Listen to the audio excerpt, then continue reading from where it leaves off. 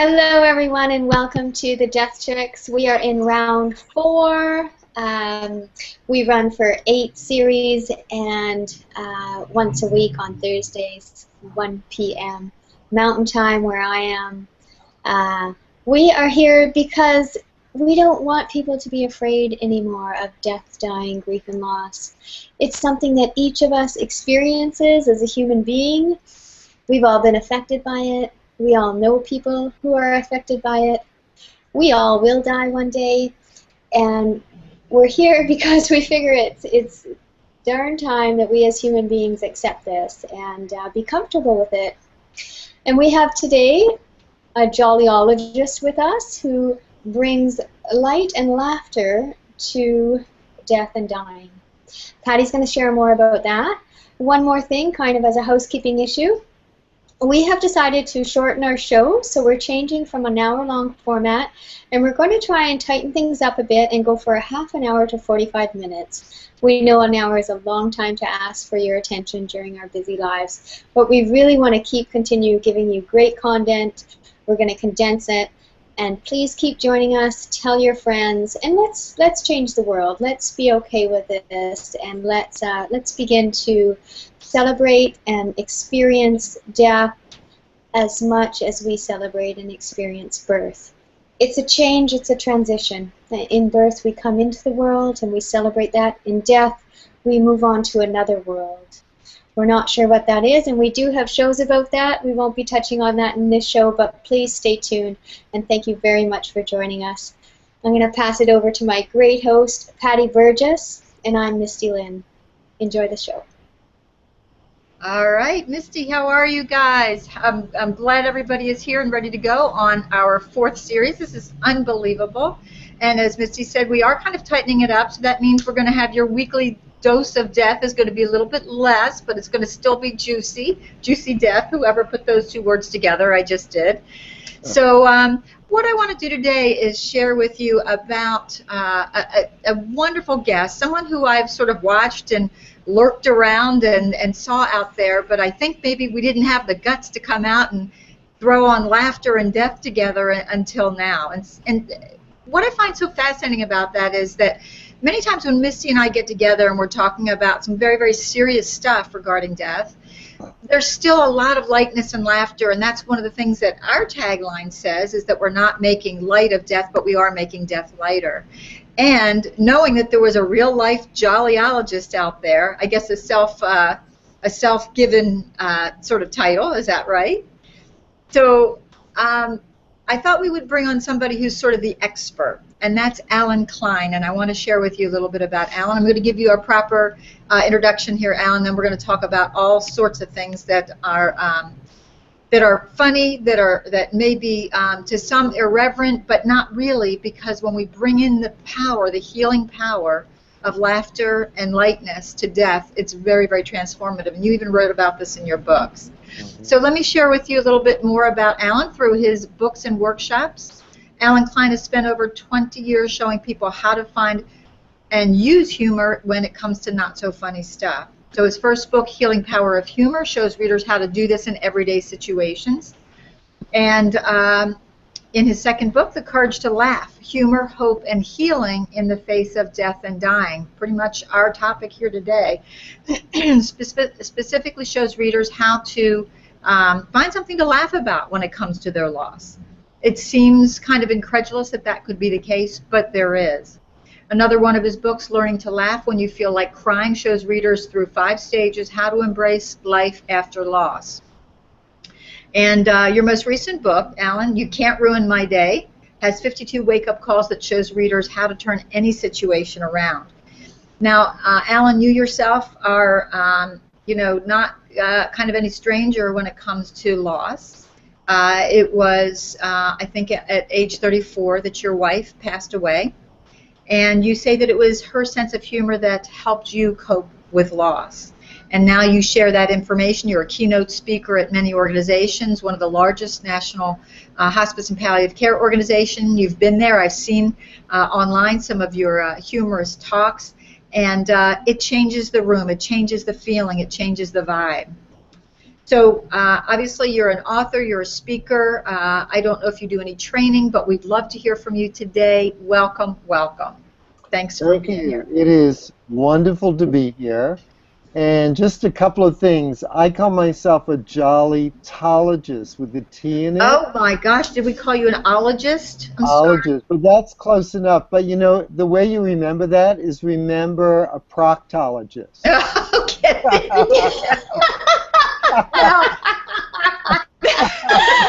that visual image. Well, two different ends of the body. I don't know. Anyhow. That visual image will stay forever. Believe me, the T is there. Well, you know, Misty said something that we're all going to die. And I love what Woody Allen said. He said, birth is a fatal disease. It is. I think he also said, didn't he say something like, I don't mind dying, I just don't want to be there when it happens? Yeah, he has a lot of great quotes about death and lightens up about it. You know, all of his movies are about why we're here, how to enjoy the journey, and that we're going to die someday. So that's it. So let's make the I love most. his work. In fact, I have a photo on my wall here in the office, autographed photo of Woody Allen. So. All right. Well, and it. I know you're in California, but I sense obviously New York or Philly accent. Somewhere you were on the East Coast. I can see it and hear it coming. I was born in Manhattan actually, and raised in the Bronx, and then moved back to Manhattan when I was an adult. So okay. New York is my hometown. Yes. Wonderful. Yeah, I could tell. That's so great to hear. I just spent a week in the South, so you know, I love those accents, and I love a good New York accent too. Oh, great. Well, I got it. I haven't lost it. Yeah. Well, Ellen, tell us a little bit.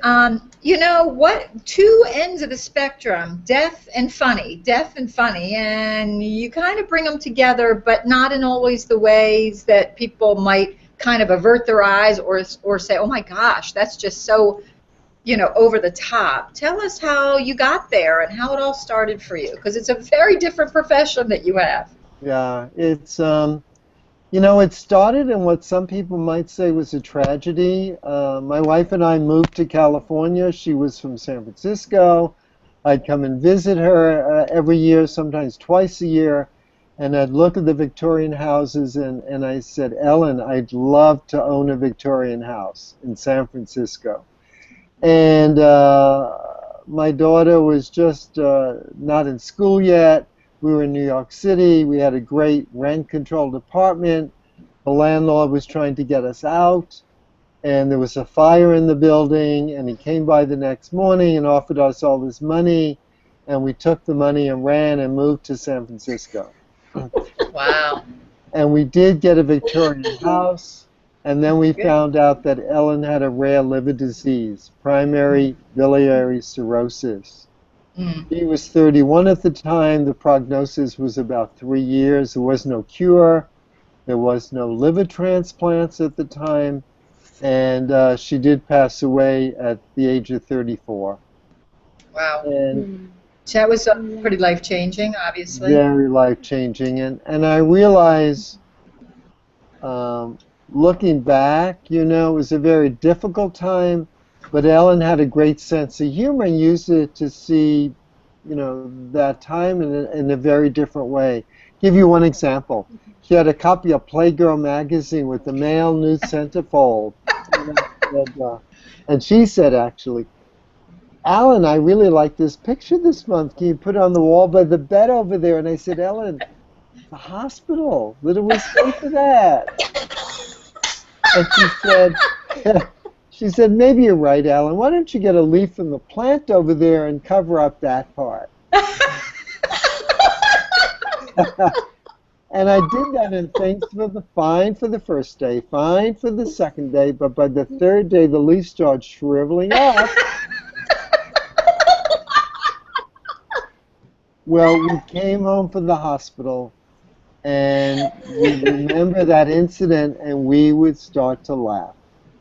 And I realized, Patty and Misty, it wasn't a lot of laughter. It was 5 or 10 seconds. Yeah, But it but helped. it changed everything, right? You're so right. It helped us rise above the situation, gave us a reprieve, gave us a perspective that humor always does. That's what humor does. And so after Ellen died, I gave up a business I had in San Francisco. I went back to school. I learned about, it was at Life Death Transition Institute. I became a hospice volunteer. I became a home health care aide. And I would often see people in that were very near death or very ill, how they use humor. Yeah, And I yeah. realized what a great tool that was, and nobody was talking about it until Not not, back. And what not year at that was time. this? I'm sorry, Alan, I didn't mean Yeah, to jump over you. That that's happens okay. sometimes. What year was this that this was happening after your wife died? Um, you know what, Patty? I can't remember what I had for breakfast, let alone remember. But you know what I hear, long-term memory stays with you. It's the short-term memory that goes, Alan. So don't worry. I I'm don't sure it's know. up I with. don't. But this is long term. I don't know what year it was.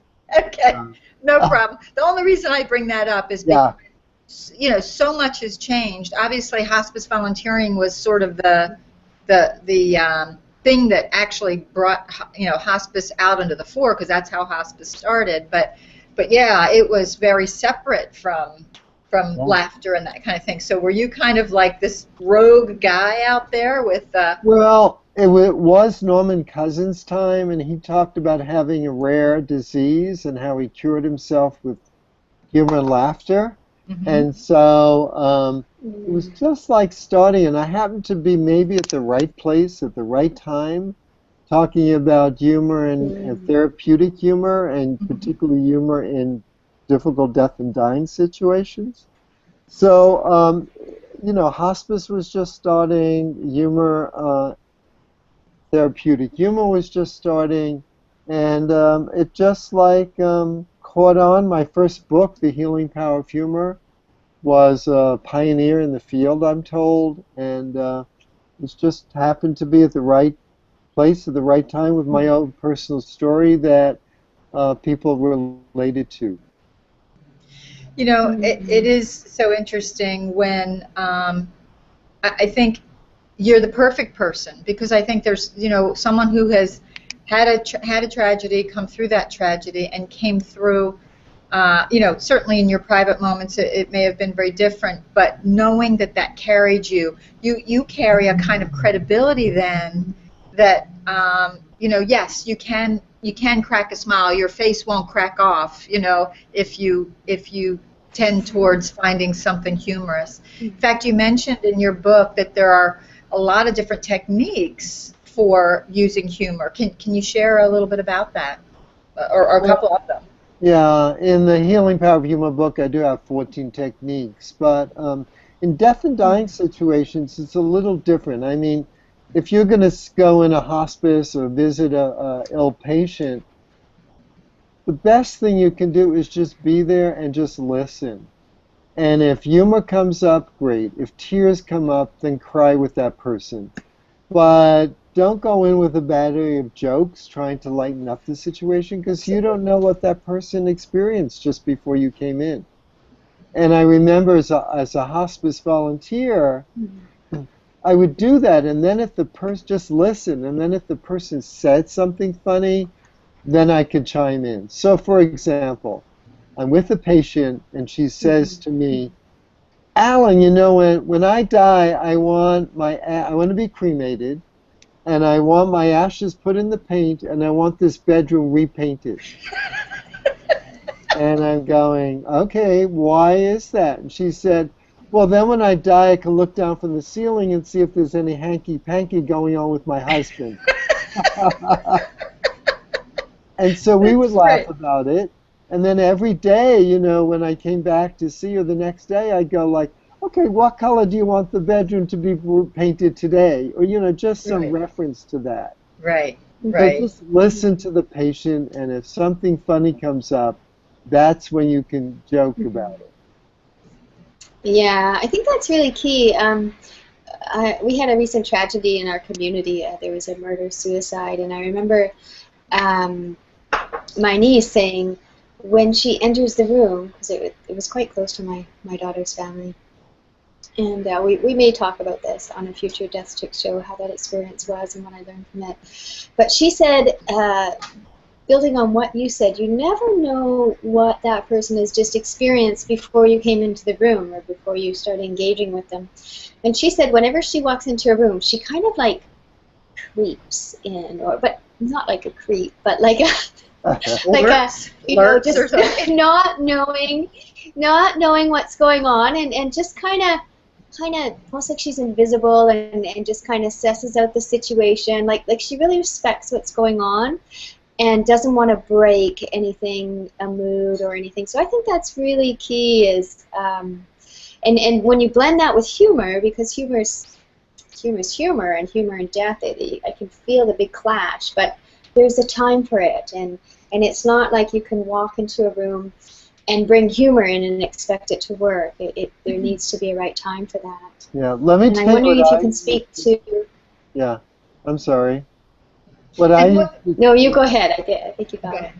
What I used to do before I went in to see a patient in hospice, because I never knew if the family would be arguing, if the patient would be asleep. You know, I never knew what was going to happen. I would just sit in my car for like 10 minutes before I went to see them, and I would do a simple smile meditation. And I would just focus on the smile, so that when I walked in, at least I didn't bring humor, but I brought a little lightness. And sometimes that rubbed off on the family or the patients, and sometimes it did not. But it kind of centered me to go in with a little lighter frame of mind, not go in that this is somebody dying, but that I'm going to be with this person, they're still alive, we might have some wonderful interaction, and with a smile on my face. Wow. Yeah, that's beautiful, because sometimes... Sorry, Patty. Sometimes when we think about visiting people in a hospital, or when they're dying, we're kind of, feel heavy and dark, and when we bring that in, it doesn't really help. And I like what you said, to when you infuse yourself with light and the smile, that alone, bringing that presence into the room, can have a subtle yet sometimes remarkable and often invisible effect. Excellent. Yeah, exactly. Yeah, Perfect. and you know what you're really saying too, is that you're getting yourselves prepared and present to meet the patient or the family, the person or the family, wherever they are. And from you being kind of clearer and lighter and open, you can go on that journey with them, or have that interaction in a way that doesn't pull you in any direction, doesn't add anything that shouldn't be there to the interaction. You're just sort of a conduit of that gorgeous lightness, which right. So meeting them where they are. Yeah, I have a funny story about one of my very first... I hope it's funny. Yeah, it's funny.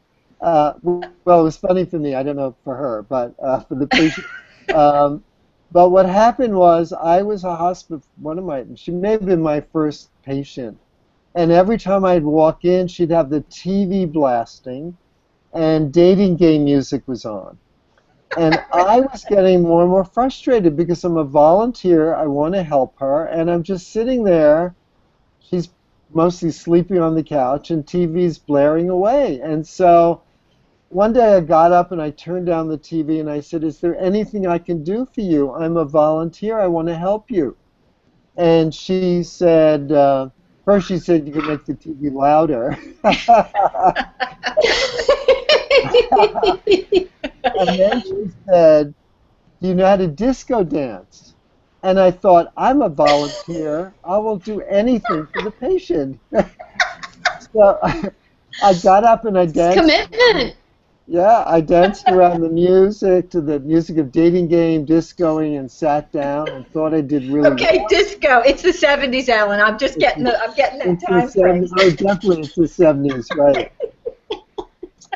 And I sit down and I go, "Well, how'd you like that?"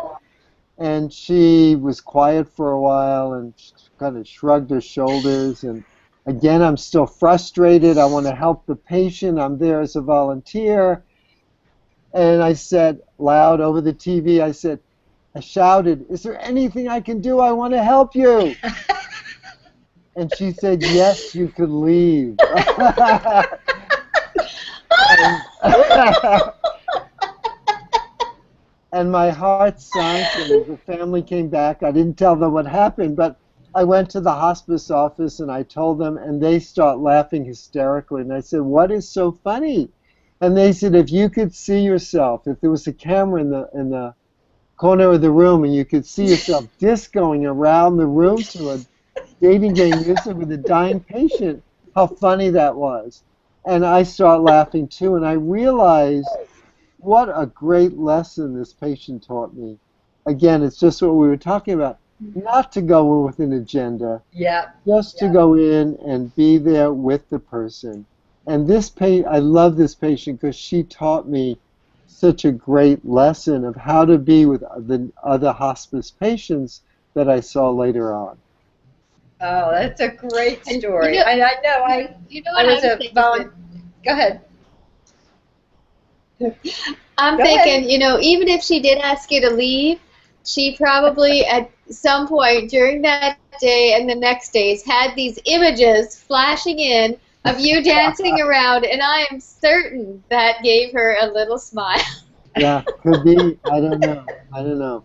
But I honor that patient and thank her for teaching me how to be with hospice patients.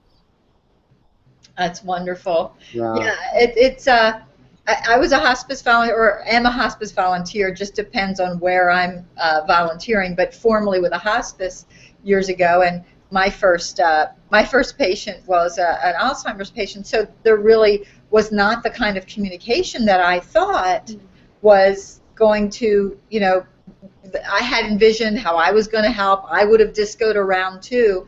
She couldn't talk. She really couldn't communicate. But boy, did we connect on food, because I fed her and she lit up on the mangoes. And I'm telling you, I couldn't have been happier around mangoes. So to me, Ah, it's like mango's my happy fruit now. great. But it's funny you say that. I don't know if I might have shared this with Misty at some point, and it's one of my funniest. You had to be there in the room, but I hope I can translate this. And it was about my own mother. We literally laughed her out of life, and I'm going to just come out with it now because it is hilarious. Although, when people hear it, it sounds kind of like, could it be irreverent? But it was even funnier coming from my husband, what happened. So we noticed that here she was on her last 15 minutes at the time. And if you knew my mother, she was hilarious. She didn't always know she was hilarious, but she was funny, and she thought everything was funny. So, there we were, kind of solemn and watching her go through the stages. And as she was getting closer to death, her breathing was changing. Everything was changing about her staying in this life. We knew she was going. About 5 minutes before, I was out in the hallway talking to some of her friends. My brother called me in. So my brother and his girlfriend were lined up on one side of my mother. Myself and my husband were lined up on the other side, and we knew that this was it. And we were telling her things like, to just go and be comfortable, we'd be okay, all those kinds of things that you hear people telling. And at one point, about a minute or two before she actually did pass, my brother thought he heard something funny coming from her, and he kind of stands up like this over top. I know you can't see here, but over top of her, and all of a sudden he says, "Ooh," like this. And we said, "What? What's the matter?" And he says, "I hope Mom doesn't mind. I just passed gas." And my husband, who is a Presbyterian minister, you would have never thought he would have said something like this, says, "Be careful. It might be her last breath." Oh my God! Oh my God! We died laughing, and we laughed and laughed and laughed until she took her last breath.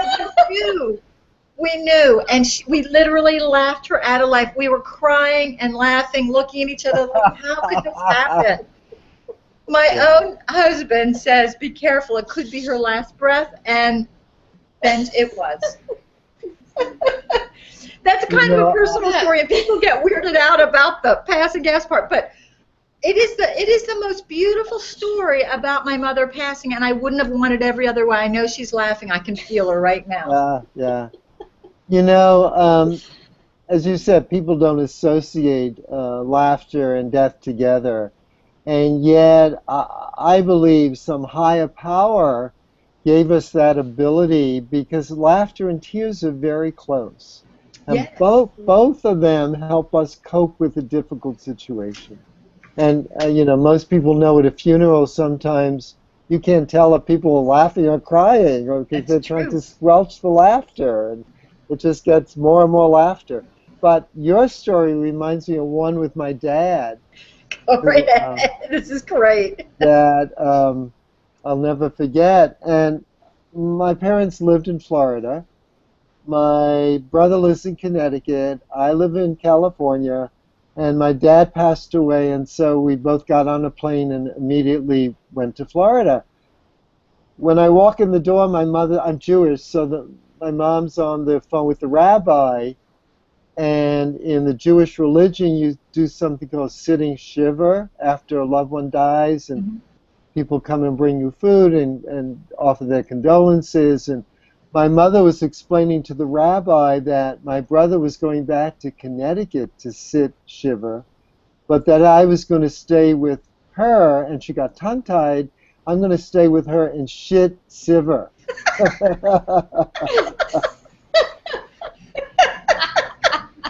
And like me, we got so hysterical with laughter. And my mother said, Rabbi, I'll call you back. And she hung up the phone, and we just start laughing hysterically. Oh, my gosh. And interestingly enough, there's a rabbi I know, Dr. Earl Grolman, who does a lot of work in death and dying, and said, I have ruined his profession now with that story, because whenever he's offering condolences to a family and talking about sitting shiva, he's got to be so careful of how he says it. I bet. Oh my gosh, great. So you never know when humor's going to pop its head and help you get through that. You never know, and you never know. And if you knew my brother too from that story, he would have been horrified had the next piece not happened, but it was just perfection. And nobody could have planned that, you know. And on it goes. You know, the interesting thing for me is, as we talked about when my wife died, there was very little about humor and death. And there's more people, you know, death cafes now, and people are talking about death and dying. But I discovered some research a year ago by George Bonanno, and he did a 2-year research with people that lost a spouse or somebody very close. And over the 2-year period, what he found was if they could find something to laugh about in that situation when they lost someone, they did so much better during the next 2 years in their grief process than people who did not find any humor in the grief process. Isn't that something? That's significant. Yeah, now there's scientific research finding humor in the times we think there is no humor or should not be humor. You know, we try to squelch it, perhaps. Yeah. How important it is to go with it, to laugh in the situation, because it helps get us through the grief process. Absolutely. Yeah. Wow, that's pretty. You know, it's amazing when research comes out from something you already know and have been practicing for years, but it's so validating. Exactly. When that happens. Exactly. So validating. And when I did my own research, it wasn't scientific, but when I asked people how they want to be, how they thought their loved ones wanted them to be remembered, most, I'd say 9 out of 10 people I interviewed said they wanted their loved ones maybe to grieve for a little while, but to remember the happier times they had together, the times they laughed together, the joyous times they had together. Yeah, and you know, people say that yet, and that's why I love about this show, because people do say that's what they want, but without really practicing those conversations, they can get right back to that closed sort of position, eyes averted, as if we're talking about something dirty or something, you know, when it's really just part of life. So good. So good Yeah, to know yeah, this. yeah. So you're doing great There's work, you often, guys. Thank you, thank you. Oh, thank thank you. you too. I was So going to you're say gonna. there's often this darkness that surrounded death for so long, and it seems to be shifting a bit. But the whole idea that we can laugh and that we can show different emotions, we can be happy, and we can experience all the spectrum of feelings as a human being while we're grieving or shortly after a fresh loss. Um, that's really key, and so just to kind of cut through the myth that we have to be sad all the time, because that's not what being human's about. And sometimes there are great periods of grief and down, but the more we can allow ourselves to let the happiness erupt and let that laughter erupt, because I've talked to so many people where they feel guilty for laughing or for having fun, and we're hoping to change that. And I think the conversation today has totally shed some light there. So thank you so much, Alan, for being with us. And we're at the half-hour mark. So if there's anything pressing you'd like to share, any more stories or anything, we're welcome. We're open to hearing a little bit more, or we can do a wrap-up with sharing what each of us has going on right now. Yeah, it's up to you. I mean, I have my Courage to Laugh book has 200 pages of stories. So, and I do all-day workshops sometimes with hospice folks. So lots of stories, but maybe we gave people a little permission. I think you need to give permission to people to laugh, particularly in difficult situations. And I think that's what we did today. And I just hope that this helps your listeners and anyone that comes across the work that you're doing. So that Alan, do you have your books handy? Like, would you like to share with us one of the 52 ways from your newest book, or okay. something? Or So if you can show us the covers of your books, that's always okay, fun. here we go. So this is learning to laugh when you feel like crying, and it's not a funny book. But when I was grieving, I would look at grief books that would be like 300 pages and would tell me how I'm going to lose my appetite, how I'm not going to sleep well, how this may go on for years. And I thought, I don't want to listen to that. And so I wrote my own book that is 5 stages of going through from loss to laughter, which is losing, learning, letting go, living, and laughing. And it's a very simple book. People can open anywhere in the book. It'll have a wonderful little quote, encouraging, uplifting, motivational quote, and then my thoughts about that, and just maybe use that to help them get through the day or the moment or the hour. So it's a really simple grief book. So that's what I like about that. You know what I also like about Yeah. that, Alan, is that it's going the other way. You know what I mean? Like it's lots of times, as you mentioned, the conversation is around what you're going to experience, and it feels like it's taking you down to some place where you got to hit bottom and then find your way back up. You've got a prescription for, okay, you've had the loss. Let's go towards the laughter. I love that. Right. It's like And a you're mantra. gonna maybe go back 2 steps one day, but you need to think about moving forward too. So that's what I like about the book. It's simple. It's great for people who are grieving. It doesn't overwhelm them. It encourages and hopefully motivates them. In the first book, The Healing Power of Humor, now in the 40th printing, I'm really excited that that's been going on and on and on. And it basically has kind of everyday ideas of how to lighten up every day. And then the Courage to Laugh book, which is my copy is pretty tattered, but it's stories I gathered, all kinds of loss, sudden loss, lingering loss, AIDS, cancer, um, stories from all, suicide, people, how they've gotten through it with laughter and humor. And then the current book, which is across the room, so I can't show it to you, but I can show you a little card. That's a tiny book now. It's a very easy to read, really Nice. thin. But it really has uh, 52 ways to not let anything or anyone ruin your day. And Guess this you better put your glasses on for those 52 ways if they're in that one card. they're really small, right? But I also have a pledge on the back, which is in the book too, and it's I ask people to raise their hand and ask them to take this pledge. Starting right now, I will Okay. take back my power and not let anyone or anything ruin my day. So help me, Oprah Winfrey. So that's a little of some of my books and what's in each one. And I'm glad you guys are laughing.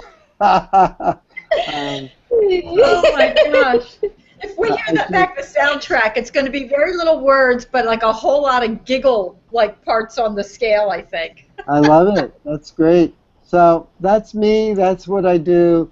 That's my mission in life. And by the way, I almost failed speech in college.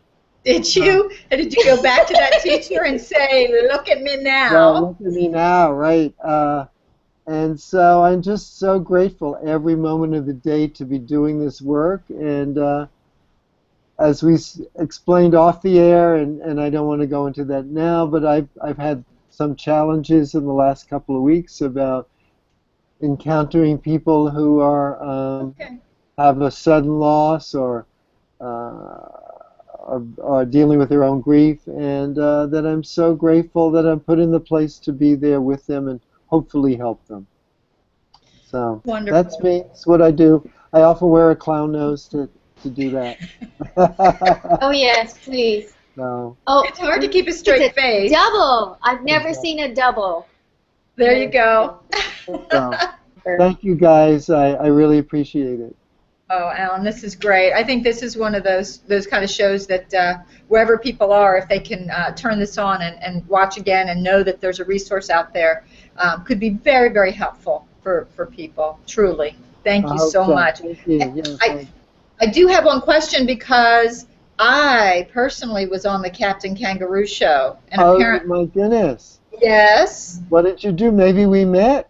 I was now I don't know if you guys know Captain Kangaroo. He was sort of nationwide, but he was out of our neck of the woods. And all I did was I must have been, I don't know, 5 or 6, and we walked around with those crazy sticks that he had. So Okay. you were somehow involved. You were a scenic designer for him. I did the whole set. I did his whole house. I Oh did. my You may remember gosh! this. If Bunny Rabbit would trick Mr. Green Jeans into giving him Mr. some Green carrots Jeans. by doing this little machine that would produce carrots, I Yeah. was the one that designed that machine. Oh my gosh! So You I had guys, to you were a Connections. celebrity before you were a celebrity. Yeah, so I had to think like a child. So what year were you on? Do you remember? Oh, Alan, I don't know what No, year okay. that was. Okay. No, Just like- She doesn't Had to remember be- what she had for breakfast. Oh, I don't either, remember. okay. I think it was someplace. Let's see. I was born in 56, so it had to be like early 60s. Oh my God, that's when I started doing the show, and I did it for 10 years. I thought you were younger than me. All through the no, a lot older probably. All through the 60s, I did the show. Okay, well, we were there. We were totally There there. you were.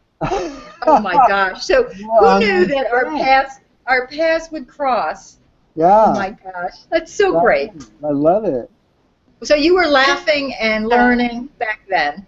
Well, I I just realized. gotta. Oh, oh look, Julie. We have up there. Julie is talking about Captain Kangaroo. There you go. My hero. I had to put that out there. Anyhow. Thanks, Julie. Julie. We love that you're with us. Hi, That's Julie. Hi, Julie.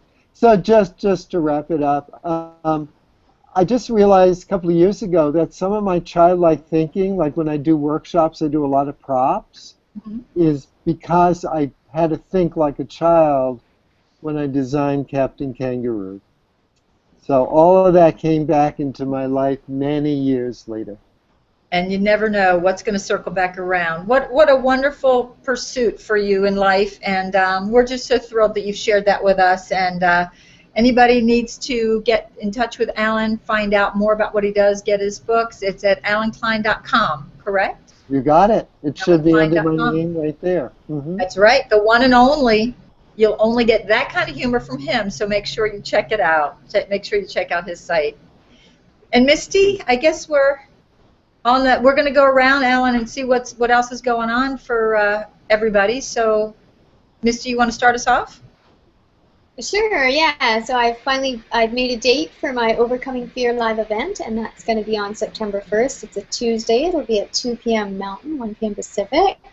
And I'll put the link in the comment stream if anyone wants to join that and check it out. And just like here, you'll be able to watch via Google Plus or via Crowdcast. I'm trying out something new over there, so I'd love it if you're able to jump on and give me some feedback. And before we go, I just want to say thank you so much, Allen. It's been really great. I feel really pleased and blessed to have met you. And I'm going to be buying one of your books for a friend of mine. So thanks so much, and over to you, Patty.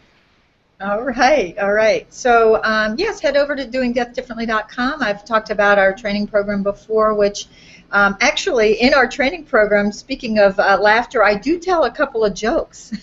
and it's about death and jokes. So not certainly the whole program, because it's learning about how to be with the dying. And as you so eloquently said, we're going in to meet that patient, that person where they are. And but I didn't want to leave out that we can laugh, because that's sort of how Misty and I came together. We laughed, and we knew that there was a way that we could put this out in the world, and you have really helped us do that. So come visit me at doingdeathdifferently.com and see if there's anything there for you. So, all right. I think that about wraps it up. I think I'm going to sign us off. And next week we have Terry Daniel with us. Very excited about Terry. Terry has a lot of wisdom to share. She actually hosts the Afterlife Conference, so a lot of the folks that you have heard about, read their books, Eben Alexander, Anita Morjani, who have all had these very powerful after-death experiences, she kind of brings together in a conference. Also, she lost her own son over a long period of time because he had a long illness, so she's going to be sharing more about that. And she's a fascinating guest. She's a chaplain. She's a hospice volunteer. She's got a lot of experience in the end-of-life industry, plus her own personal losses, which I think all bring us together at a whole nother level, because once you know someone has gone through it, it's there's someone out there in the world that you could talk to, even if you don't really know them. So thanks again, everybody. We're the Death Chicks, Patty Burgess at doingdeathdifferently.com and Misty Lynn at bittersweetblessing.com. All right. Bye-bye. Take good care.